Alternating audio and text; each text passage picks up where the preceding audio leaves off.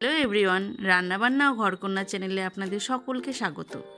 আজকে 5ই জুন, গঙ্গা দশহরা পুজো। দশহরা পুজোর দিন আমাদের বাড়িতে তেল ছাড়া, হলুদ ছাড়া, এমন ফোড়ন ছাড়া রান্না করতে হবে সেদ্ধ তরকারি। কিন্তু শুধু কি আলু শুদ্ধ ভাত 3 বেলা করে খাওয়া যায়?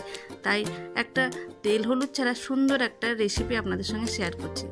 তার জন্য প্রথমেই আমি আলু আর পটল ডুমো ডুমো করে কেটে নিয়েছি এবং সেটা একটু গরম জলে লবণ দিয়ে সিদ্ধ করতে দিয়ে দিলাম। অপরদিকে আমি কুকারে আমার মটরের ডালটাকে ভালো করে ধুয়ে নিয়েছিলাম এবং ধুয়ে আমি সিটি দিতে দিয়ে দিলাম। 4টে মতন সিটি দেব, তাহলে ডালটা আমার সেদ্ধ হয়ে যাবে। কথিত আছে আজকের দিনে বলে রাজা ভগীরথ তীব্র তপস্যা করেছিলেন এবং তার তপস্যার জেরেই মা গঙ্গা স্বর্গলোক থেকে পৃথিবীলোকে অবতরণ করেছিলেন। তাই আজকের দিনে গঙ্গায় স্নান করলে বলে পাপ মুক্তি হয়ে থাকে। কিন্তু আমি মনে করি যে পাপ পুণ্য মানুষের কর্মের দ্বারাই বিচার হয়ে থাকে। ডালটা সিদ্ধ করা হয়ে গেছে এবং সেই ডালটা এবার আমি আলু আর পটলের মধ্যে, যেটা সিদ্ধ করতেছিলাম তার মধ্যে ঢেলে দিলাম। এইবার আমি এই শুকনো মশলাগুলোকে কড়াইয়ে হালকা করে নেড়ে আমি এটিগুলোকে পেস্ট করে নেব। কড়াইয়ে হালকা করে নেড়ে এগুলোকে একটু ভেজে নিচ্ছি।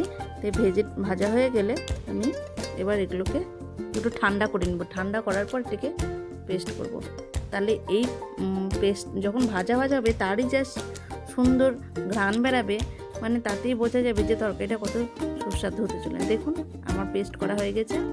আবার এদিকে আলু পটল সবই আমার সিদ্ধ হয়ে এসেছে।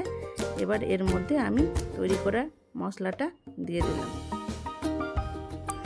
মশলাটা দিয়ে আমি এবার একটুখানি তরকারিটাকে নেড়ে দেব।